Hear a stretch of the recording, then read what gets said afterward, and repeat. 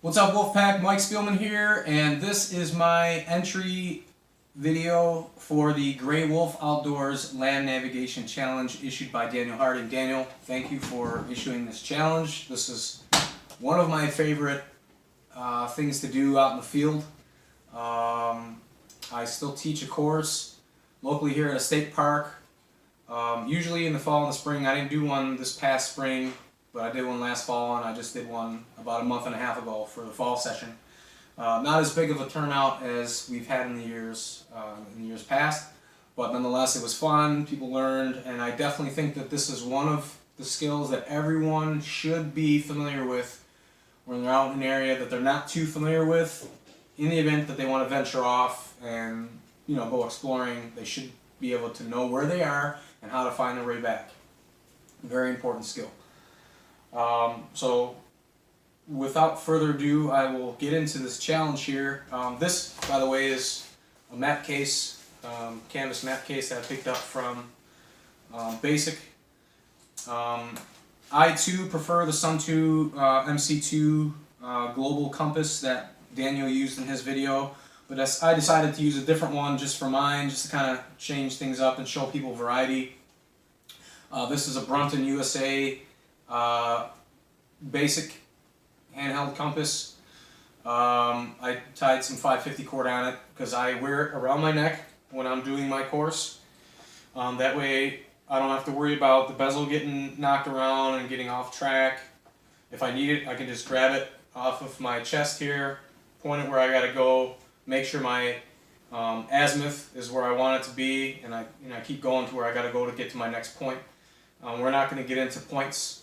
I'll let Daniel decide whether or not he wants to throw that out in his next challenge or whatnot, but I'm referring to like an 8-digit grid coordinate point that you are going to eventually learn how to map out and orientate yourself to that point to get to that point. So back to the compass. This neon green yellow part of the compass here is my base plate. I do have on the rounded part here my declination scale. On this top part here I have millimeters and centimeters scale, and then I have inches, my inches scale on this side. Okay, this black arrow right here is my direction of travel, where I want to point my compass at where I want to go.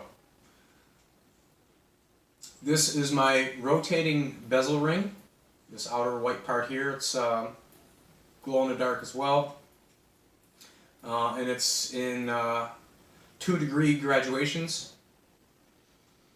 I have my magnetic needle here with the north indicator in red, and then below that, let me turn this, I have my orienting arrow, also noted in red for north there as well. I don't know if you guys can see that.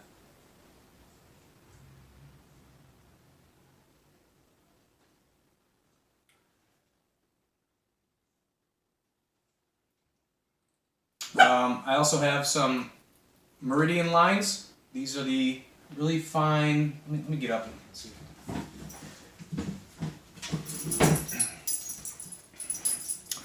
The red lines here, going perpendicular, are my meridian lines or orienting lines.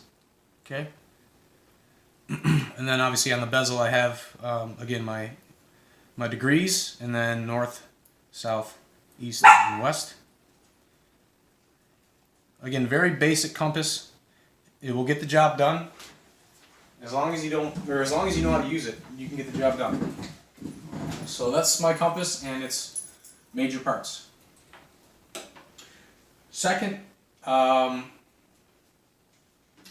of the challenge, pace count. Daniel wanted to know my pace count.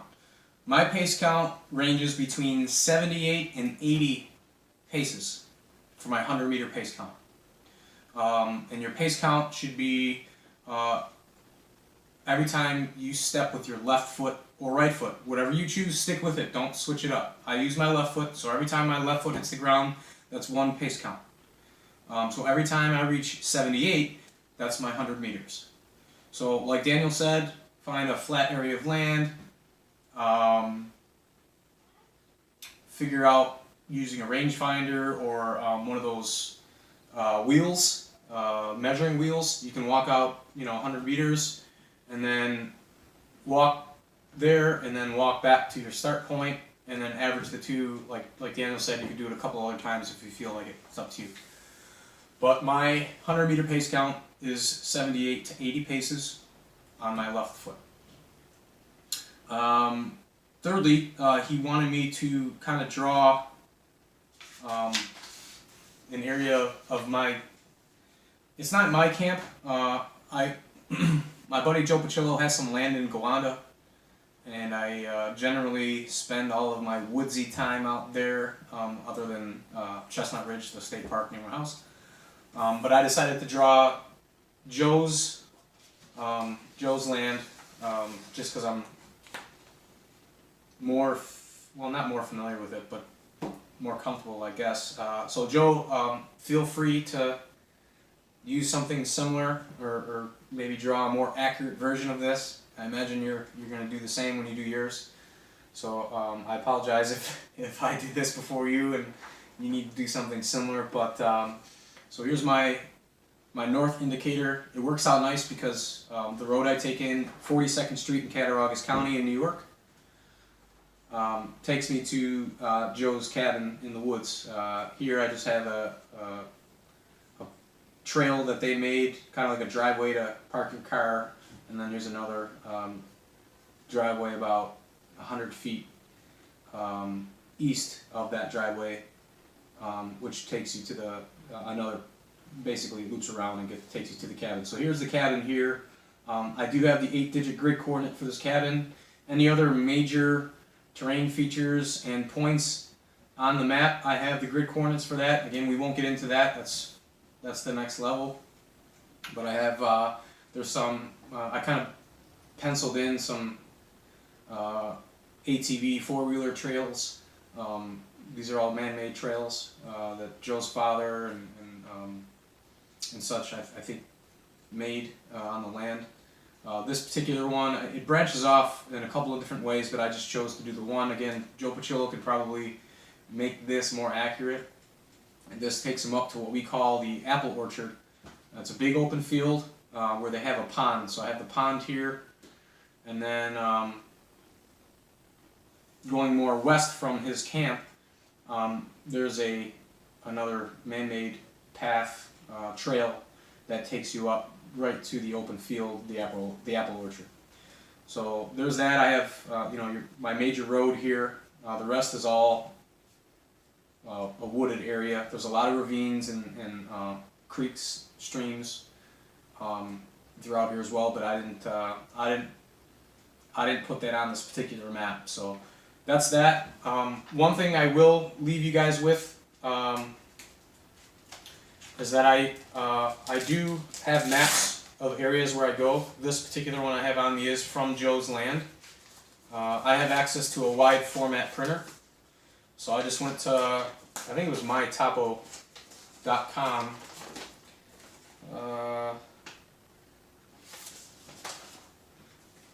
US Topo, sorry.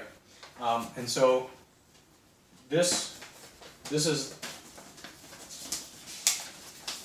the map I printed out. The scale is 1 to 24,000. And it's broken down into quadrants. This particular area is 17 Tango with a magnetic north differential from grid north to magnetic north of positive 10 degrees. So really quick, I keep this in my map pouch, and along with a U.S. Army issue graphic training aid. You can get these on Amazon for like, I don't know, $1 or $2 or something like that, or you can check out your local surplus store. I have a couple different kinds. I have that one that I used in basic, and I use this a lot because I'm more familiar with it. And then I got a newer version. This is a coordinate scale and protractor made by Map Tools. You can get it from maptools.com or Amazon as well. It's just different. They do the same thing. There's just different kind of layout.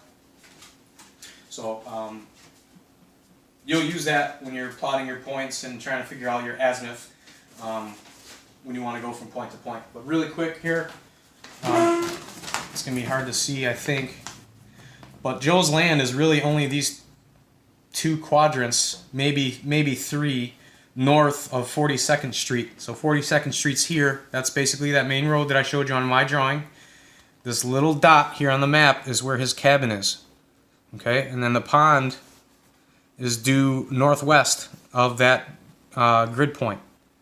So you can see the contour lines. I think the contour lines are 20-foot intervals. That's my dog. She's pretty excited about land nav too. So I apologize for that. But yeah, man, this is my entry-level video for the Land Navigation Challenge. I hope you found it informative and useful. I look forward to the rest of this challenge. Mike Spielman out.